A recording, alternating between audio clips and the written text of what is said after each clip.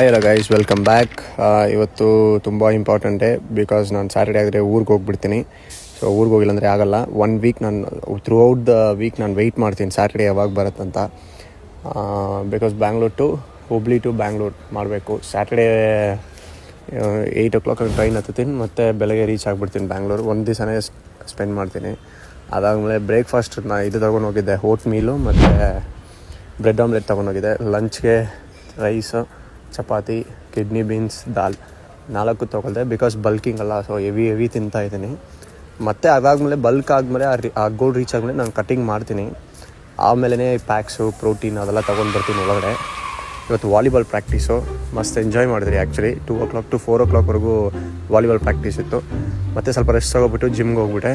ಜಿಮ್ಮಲ್ಲಿ ಇವತ್ತು ಏನು ಮಾಡಿದೆ ಅಂದರೆ ಶೋಲ್ಡರ್ಸ್ ಮಾಡಿದೆ, ಶೋಲ್ಡರ್ಸು, ಆರ್ಮ್ಸ್. ಬಿಕಾಸ್ ಚೆಸ್ಟ್ ಮಾಡೋಕ್ಕಾಗಿಲ್ಲ, ನನಗೆ 8 o'clock ಟ್ರೈನ್ ಇತ್ತು.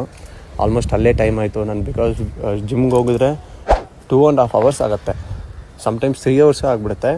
ಬಿಕಾಸ್ ನಾನು ಅಲ್ಲಿ ಕ್ಯಾಮ್ರಾ ಇಕ್ಕಿ ಒಂದೊಂದು ವರ್ಕೌಟ್ನ ನಾನು 4 sets ಮಾಡ್ಕೊಬಿಟ್ಟು ಅದು ಶೂಟ್ ಮಾಡಿ.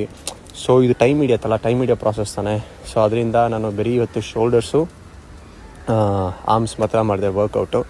ಮತ್ತು ಜಾಸ್ತಿ ಜನಗೆ ನಾನು ಏನು ಕೆಲಸ ಮಾಡ್ತೀನಿ ಅಂತ, ರೈಲ್ವೇದಲ್ಲೇ ಕೆಲಸ ಮಾಡ್ತೀನಿ, ಬಟ್ ಏನು ಕೆಲಸ ಮಾಡ್ತೀರಿ ಅಂತ ರಿವೀಲ್ ಮಾಡ್ತೀನಿ. ಸೊ ಅದಕ್ಕೊಂದು ಚಾನಲೇ ಸ್ಟಾರ್ಟ್ ಮಾಡೋಣ ಅಂತ ಇದ್ದೀನಿ. How to clear railway exams, how to clear government exams ಅಂತ. ಸೊ ರೈಲ್ವೆ ಬಗ್ಗೆ ಫುಲ್ಲು ಅದರಲ್ಲಿ ಇನ್ಫಾರ್ಮೇಷನ್ ಕೊಡೋಣ ಅಂತ ಥಿಂಕ್ ಮಾಡ್ತಾಯಿದ್ದೀನಿ.